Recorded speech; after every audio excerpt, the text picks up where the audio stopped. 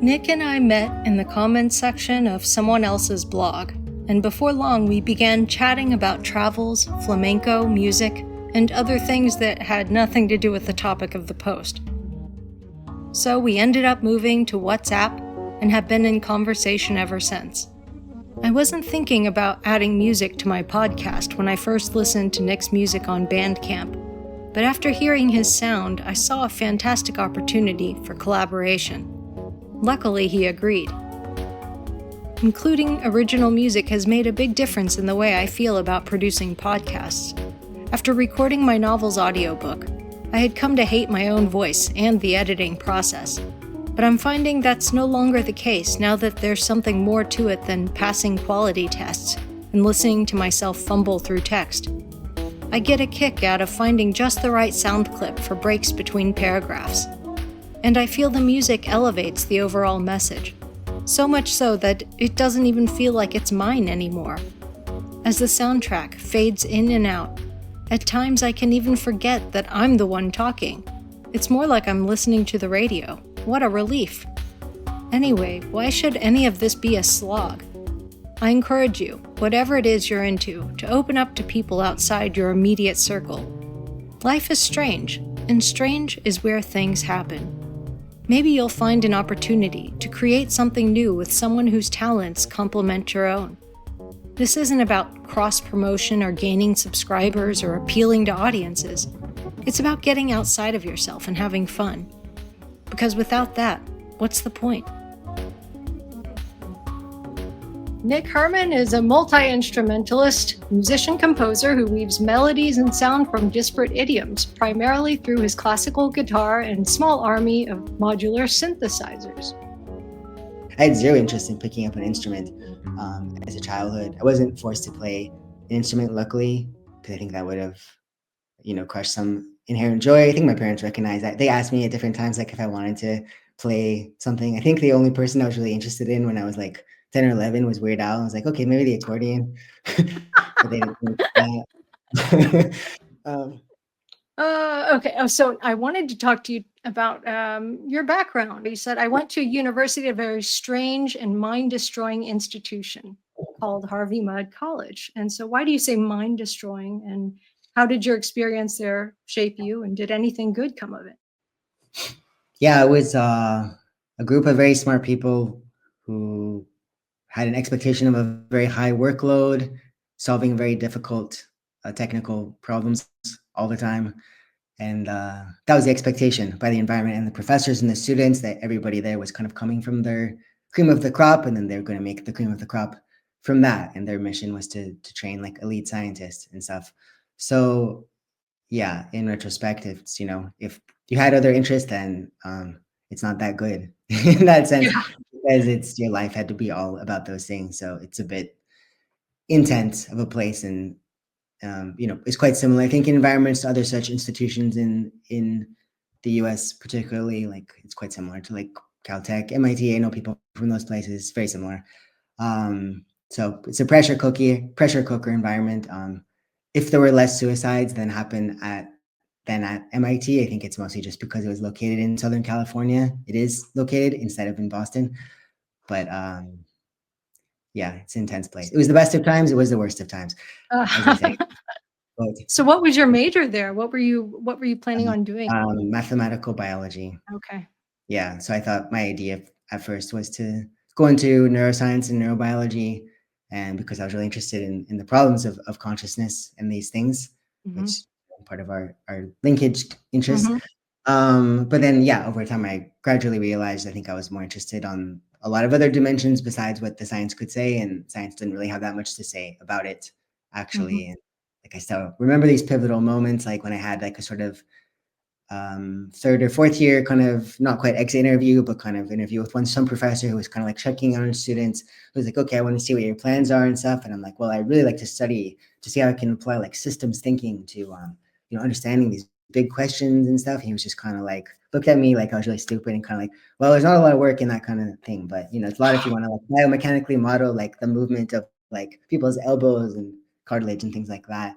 And I was like, at that point, I was really burned out, and I was like, oh, maybe this is this is not my path. Mhm. I don't know. That Well, was part of my issue. Was like I was always really trying to like understand the perspective of why I was doing what I was doing when maybe I should have been spending more time in order to quote unquote be successful, to just do what I need to do to get the stamps and whatever. But maybe that's part of why it was difficult for me, and some aspects of it weren't working. And then, of course, comparatively, when I was able to take like humanities classes in philosophy or something, I was like, oh, this is great. Like it makes sense. Like I get to like pursue questions I'm interested in, and like the workload is like one third of like my yeah. major classes. Because I could do like 10 of these classes and it would be less work than like my maybe Yeah. 4 classes. Yeah. In your last Substack post, you talked about an obscure 80-year-old silent film called Meshes of the Afternoon. What is it about that film that captured your interest and made you want to create the soundtrack for it? Yeah, I liked it immediately, and I think it had a very coherent vision, even though it was, you know, a short silent film that was made on a very low budget by a husband and wife team. And yeah, I think more generally, it's interesting, like for something like film, like as an art form, it hasn't been around really that long.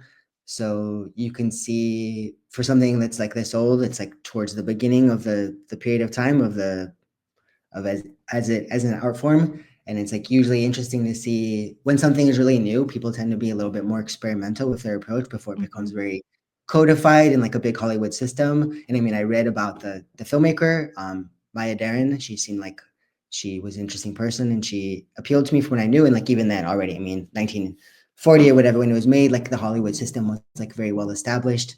And she was kind of like railing against that in her works. And she was like this very weird experimental person, and like did documentaries of her own on like Haitian voodoo and stuff later on in the late 40s and all these like weird things. Cool. But yeah, the surreal elements of it. Although I shouldn't say that because apparently she hated surrealism as a movement, but whatever you want to call it, you can clearly see the influences on people like David Lynch and stuff like this. And it was just very, yeah, it's felt like it lended itself to trying to make some music for it because there was no music for it. It's like you can put your own stamp on it. And at the same time, it was very kind of like experimental. Yeah, but coherent with a strong vision. And I was sort of left with the feeling of like, yeah, okay, I feel if she was alive today, she would be like some kind of weird, Berlin techno person. So something on that aesthetic should map to this. So yeah, I just sort of started to do that as a project, to as something that would be interesting and to expand my portfolio, and because I like the weirdness but still like Yeah. sharpness of the film. And it has a sort of looping like a time loop quality to it as well, where, Yeah, it's just, um, looping, but with like um more like spiral than a loop. Like it's like yeah, changes in that the makes sense. version, Yeah. like Yeah. this. Yeah, That kind of thing. So this movie, Meshes of the Afternoon, didn't have a soundtrack at all when it yeah. was that's No, interesting. I guess there are like different versions that were made later on, including by her second husband, who is Japanese and has this like folk Japanese soundtrack. Hmm, That's one of the soundtracks to it, like cool. shamisen and Japanese instruments and stuff. But yeah, originally made silent. How far along are you in this project? I think not as far along as I would like, probably. Probably not that far along. I don't know. It depends, how far I decide to take it, or because it's hard when you decide to do a project on your own just for the sake of it, like writing a novel. It's like there's no external, expectation or impetus or whatever. Like I think my most successful stuff has been when I worked with another person, was like this game jam. Like the idea of a game jam is like people try to make a game or a prototype of a game in like a weekend. So like at that time I started streaming on Twitch some, and got to know a few people about different things. And then I was like, yeah, I'll take part in like this girl and a few other people. They made this thing, and I was like, I can make some music, and I just had like a day to do that basically. And then likewise for my partner's last short film, it was like a very tight turnaround because it was also part of actually a 48-hour film festival. You had to make the entire film and shoot it and edit it in a weekend. Oh my Which god, that's had crazy. yeah. Oh my god. So I had only a day to really make the music. So it's kind of like some heated conversation back and forth with my partner. And I was like kind of like complaining a bit, like she would say at first, and like, I don't know if I can do it. Or like I had literally hadn't seen any visuals at all before I made the main score for it. And I was like, "Can you give me anything?" She's like, "Well, that's how it is. We need it fast. If you can do it, like, do it, if you want to do it." I was like, "Oh." And then finally, I just specifically remember I actually visited the set there, and I look around, and like I knew the plot and I knew some of the actors and stuff. And I was like, okay, I just wanted to get a feeling for it and step into the space, what it's about. And then I came back and I was like, okay, I just have a few hours. And like I sat down in my room in the studio, and like I had an idea about what the elements were going to be there, and I just like cranked it out pretty much in a few hours. So actually, yeah, I think people actually don't need a lot of time to make good works often. It's more like having the tension or the external impetus. So, in a way, it's harder to do it when it's more internally motivated. So we'll see. Right. It's the Right. expression. Deadlines. Writers love deadlines. I know that. Yeah, everybody. I can't imagine the 48 hours to make a movie though, because I know video editing is insanely time consuming. So even Yeah. and working with actors is Sort of thing, the actors. So yeah, and again, they're like actually ended up coming together quite well, and like it got, I think I went to the film festival, and there was like 100 films or something that was made, and it got in like the top 10.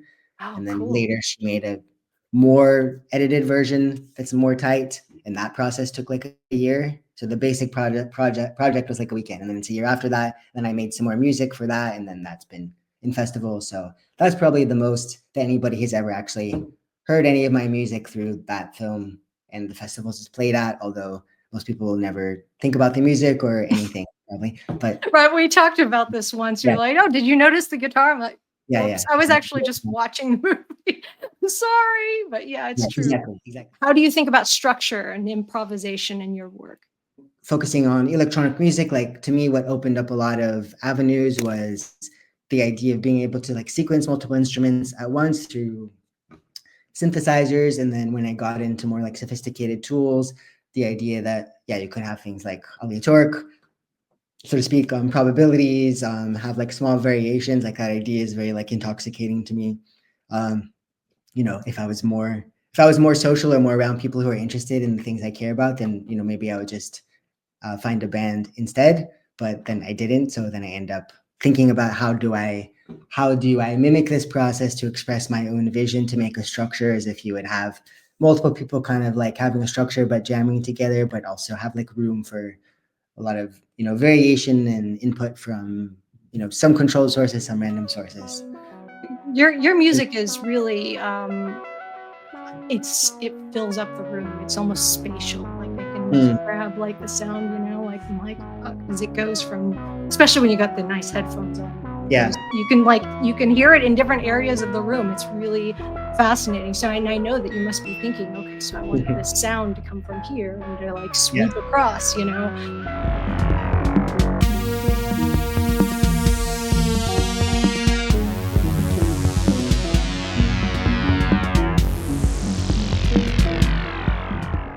And do you think of your compositions as stories? And if so, how do you tell a story through sound?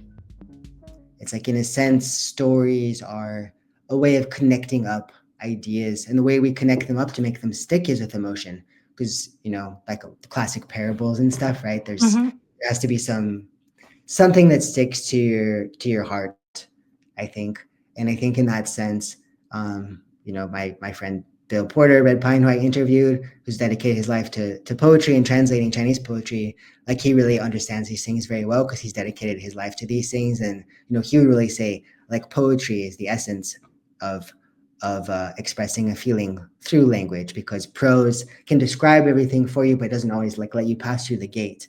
Like there's a barrier, like in philosophy, often, right? But it doesn't tell you exactly what's there, but like it kind of opens up your heart. So I think in that sense, music is more aligned with like poetry than like a story or prose, if you want to say. And it's more like there's some underlying emotions or feelings you're trying to express, but you need a structure to make it stick.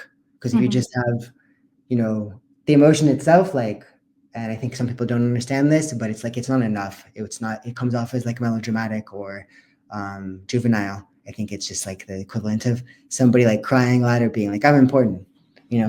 But you need structure. So it's kind of an inversion. I think with stories from written or language sense, we have structure and we stick in emotions. And then with music, it's more like there's emotion and then you have to stick in the structure.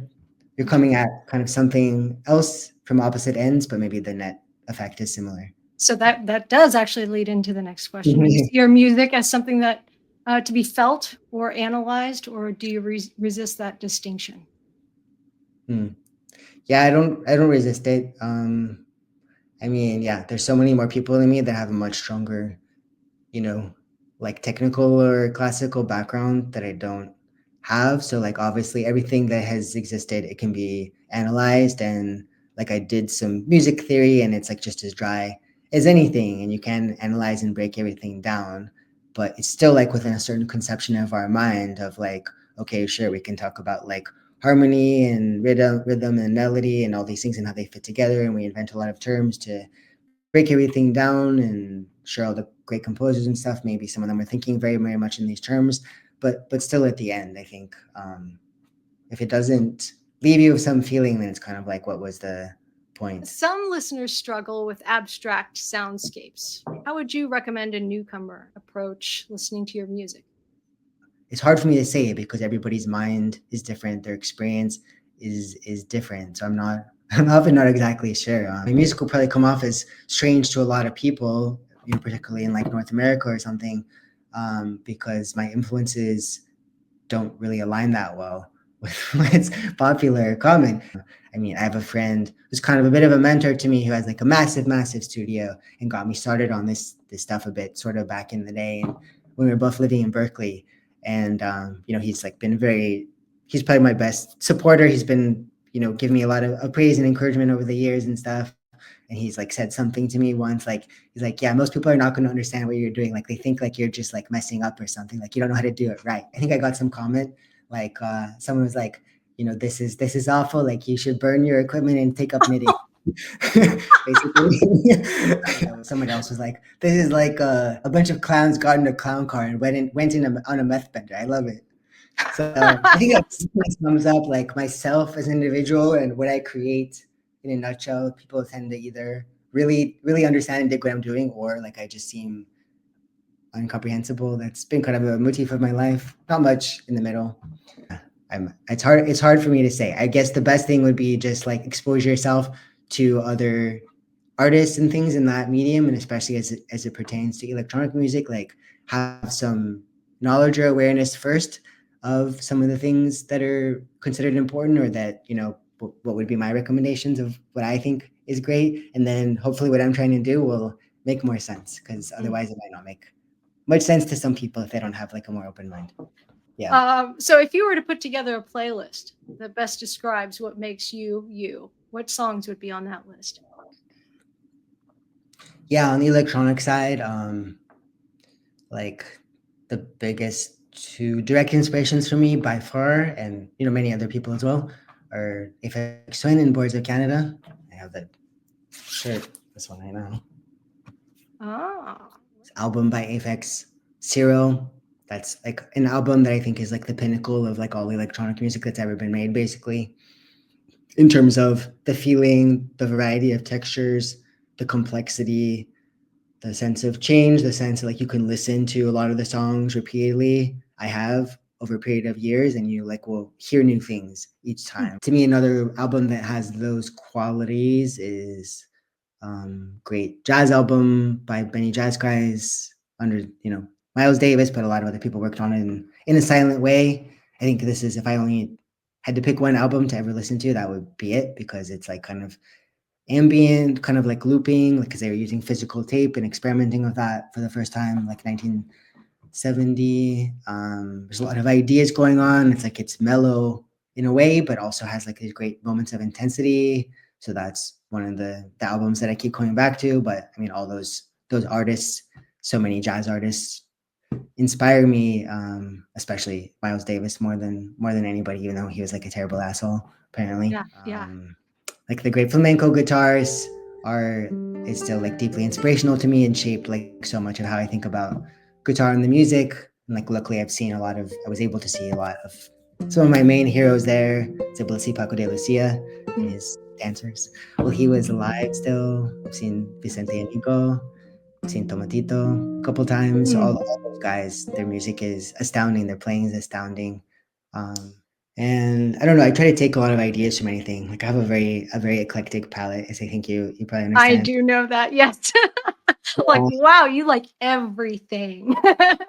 You But send me music, I'm like, it's "Well, funny this." because the thing that I get told the most by people I feel who don't understand me well, including people who I are come with more typical disposition, like my friend who's a composer here, they say like you don't like anything. That's my criticism because I'm not into like pop or normal stuff and things like this or typical. I don't know, just in general. That's a label I But you do like some pop, it's gotta yeah be the right yeah. kind, right?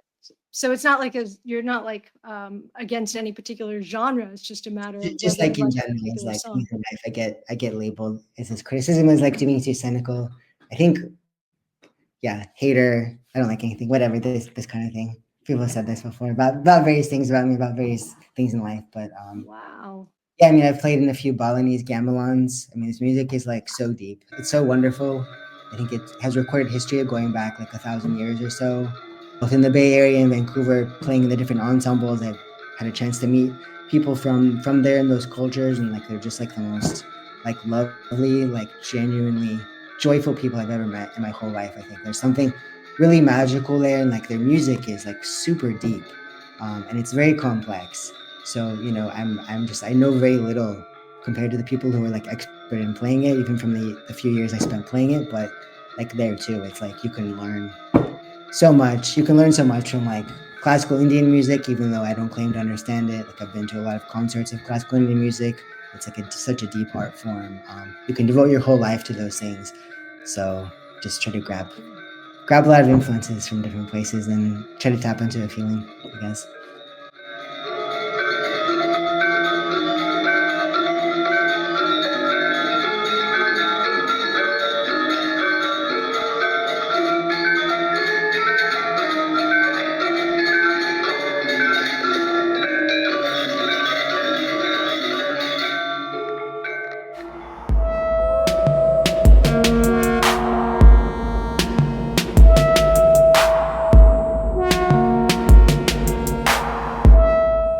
I'm just gonna end Talk the to recording. End recording.